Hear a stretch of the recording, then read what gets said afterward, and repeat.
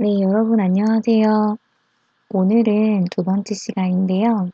오늘도 저번 시간과 마찬가지로 R4 데이터 사이언스라고 하는 인터넷 서적을 바탕으로 해서 진행을 할 거예요.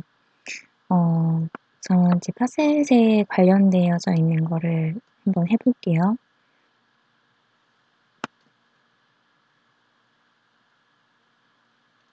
지금 X축에는 이 변수를, Y축에는 이 변수를 넣어서 한번 해볼 거예요. 그래서 파셀 랩에 대해서 이제 클래스를 에 따른 것을 어떻게 구분을 해줄 것인지를 한번 볼 건데요. 이런 식으로 그래프가 나옵니다. 그래서 두 개로 하면 행이 두 개로 나오게 돼요. 이렇게. 그리고 이렇게 하면 행이 하나로 나오게 됩니다. 어떤 게 데이터의 성격을 잘 나타내는지를 관찰을 해야 되는데요.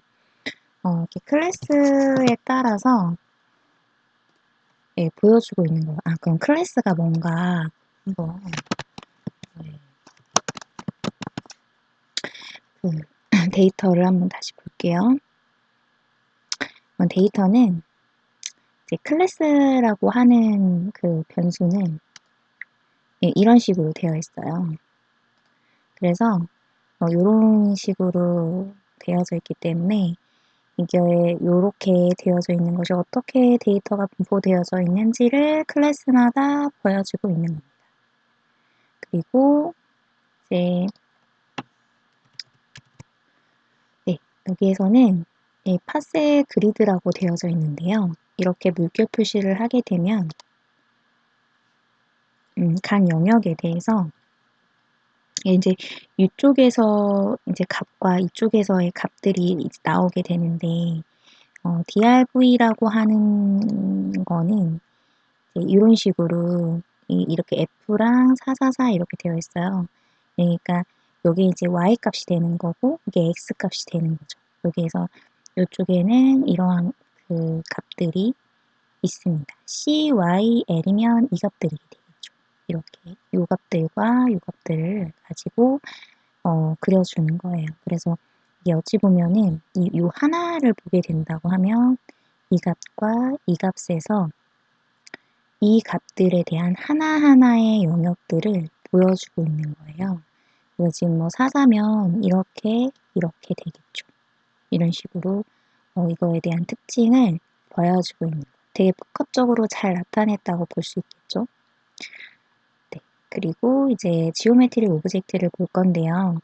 어떤 기하학적인 오브젝트들, 아웃풋이 어떻게 추출이 되었는지를 보여줄 수 있을 건데, 여기에서는 이렇게 닷으로 해서 포인트들을 다 접해 준 거거든요.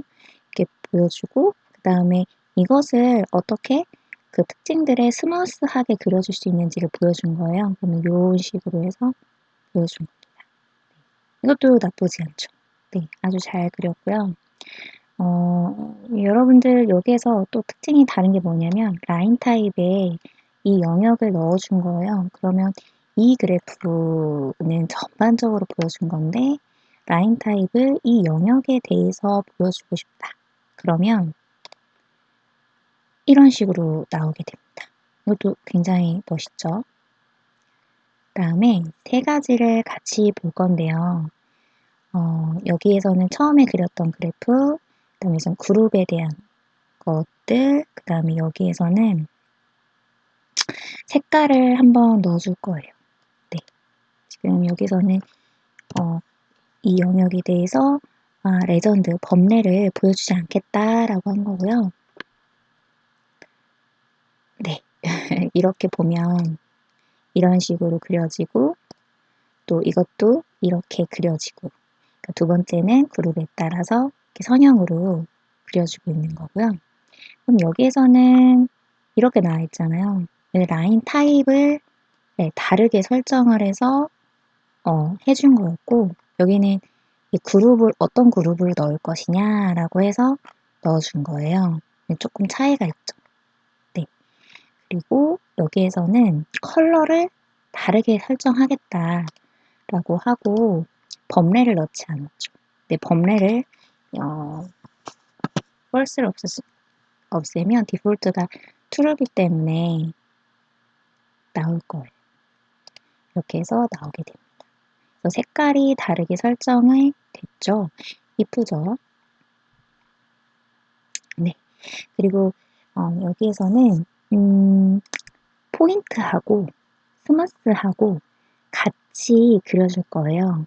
그러면 이런 식으로 멋진 그래프가 또 그려졌습니다. 네. 그래서 여기에서 층을 하나씩 하나씩 쌓아가는 거예요. 처음에 이걸 한번 생략해 볼까요? 자, 여기에서 이거를 한번 생략을 해볼게요. 자, 그러면 이렇게 아무것도 없잖아요. 그런 상태에서 제가 뭐를 넣을 거냐면 이제 요거를 하나 넣어볼 거인 거예요. 그러면 네, 근데 이게 있어서 플러스가 있어서 그런데